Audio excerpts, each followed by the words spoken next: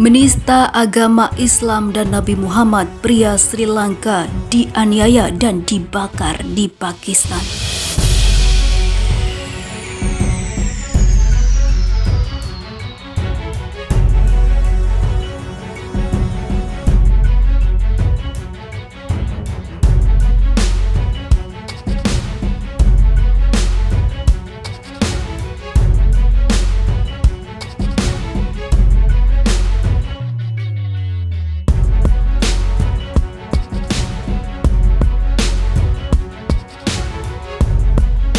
Penganiayaan brutal menewaskan seorang pria Sri Lanka atas penistaan agama di Pakistan telah memicu protes di kedua negara.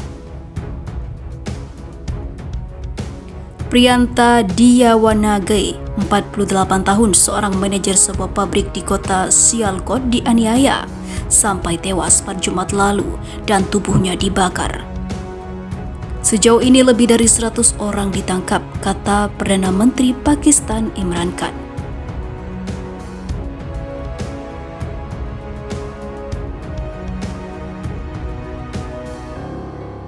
Keluarga korban di Sri Lanka mengatakan pada BBC mereka sudah hilang harapan. Istri korban Nilushi Dishanayaka menyerukan pemerintah Pakistan dan Sri Lanka untuk membuka penyelidikan menyeluruh untuk membawa keadilan bagi suaminya.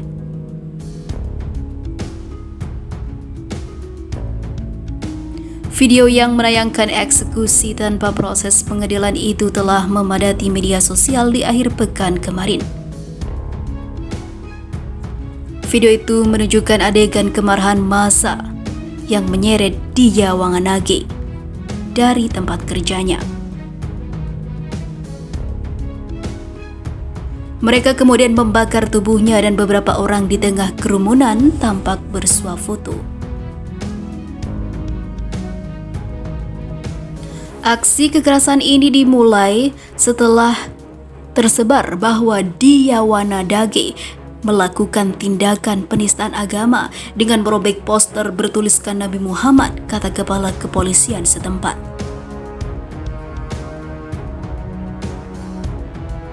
Tapi kawannya yang bergegas ke lokasi untuk menyelamatkan Diyawanage dari amukan massa mengatakan kepada Associated Press Pakistan bahwa Diyawanage hanya melepas poster saat dinding bangunan itu akan dibersihkan, ungkapnya.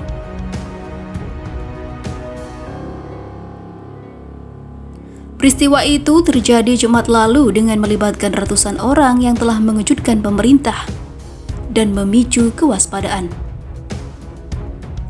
Penistaan agama diartikan sebagai hal yang menghina suatu agama atau Tuhan di Pakistan. Pelakunya berisiko mendapat hukuman mati bagi siapapun yang menghina Islam.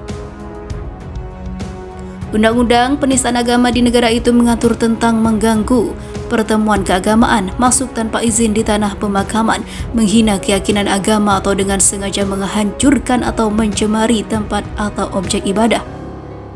Membuat komentar menghina terhadap tokoh Islam juga pelanggaran, dan pada tahun 1982 terdapat klausul tambahan yang mengatur hukuman penjara seumur hidup bagi mereka yang sengaja menghina kitab suci umat Islam, Al-Quran. Pada tahun 1986, klausul terpisah dimasukkan bagi mereka yang melakukan penghinaan kepada Nabi Muhammad dengan usulan hukuman mati atau penjara seumur hidup.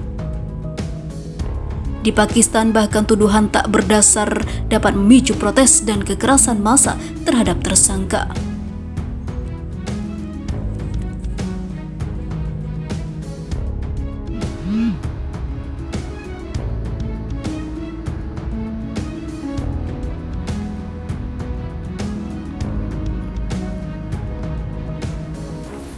Kisah pilu muslimah India saat kerusuhan, hujan batu dan bom Molotov. Kerusuhan berbuntut kematian di ibu kota India membuktikan bahwa kaum perempuan dan anak-anak merupakan kelompok yang paling rentan dalam konflik, tulis wartawan BBC di Delhi Geta Pandey. Kerusuhan di wilayah timur laut Delhi telah menyebabkan kematian 40 orang dari kelompok Hindu dan Muslim. Bagi ribuan perempuan Muslim dan anak-anak yang kehilangan tempat tinggal, masa depan tampak suram. Di sebuah ruang serbaguna di Indira Vihar, ratusan perempuan dan anak-anak yang terusir dari tempat tinggal mereka tengah duduk di atas karpet atau alas. Banyak dari perempuan muda tengah menggendong bayi mereka, tapi ada juga anak kecil dan anak yang lebih besar tengah bermain. Ruang serbaguna tersebut milik seorang pengusaha muslim. Tempat itu berubah menjadi pusat pengungsian bagi korban kerusuhan. Perempuan dan anak-anak tersebut melarikan diri dari sekelompok warga Hindu yang menyerang rumah mereka di Sivihar, salah satu area yang paling terdampak dalam kerusuhan ini. Sivihar, area yang didominasi kelompok pekerja beragama Hindu dengan populasi muslim yang cukup besar, serupa labirin gang sempit yang terletak di dekat selokan yang kotor. Beberapa ratus meter di jalur selokan yang sama, ada area yang dihuni sebagian besar masyarakat muslim di Kaman Park dan Indira Vihar. Ada jalan yang memisahkan area muslim dan Hindu, dan kedua komunitas tersebut hidup berdampingan secara damai selama puluhan tahun, tapi semua itu telah berubah.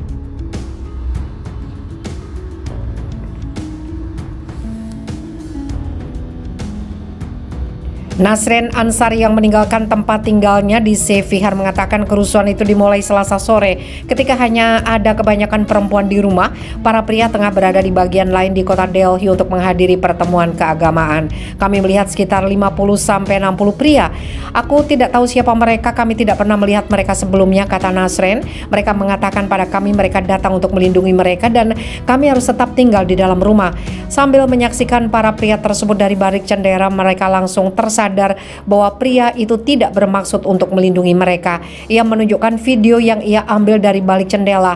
Video itu menunjukkan beberapa dari pria menggunakan pelindung kepala dan membawa tongkat kayu. Nasrin mengatakan para pria itu meneriakkan slogan Hindu seperti Jai Sri Ram, sembah Dewa Rama, dan melantunkan pujian seperti Hanuman Kalisa, pujian untuk Dewa Monyet Hanuman.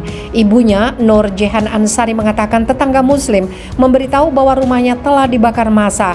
Dari jendela kami bisa melihat rumah tetangga muslim yang lain dan toko obatnya yang mulai dibakar api.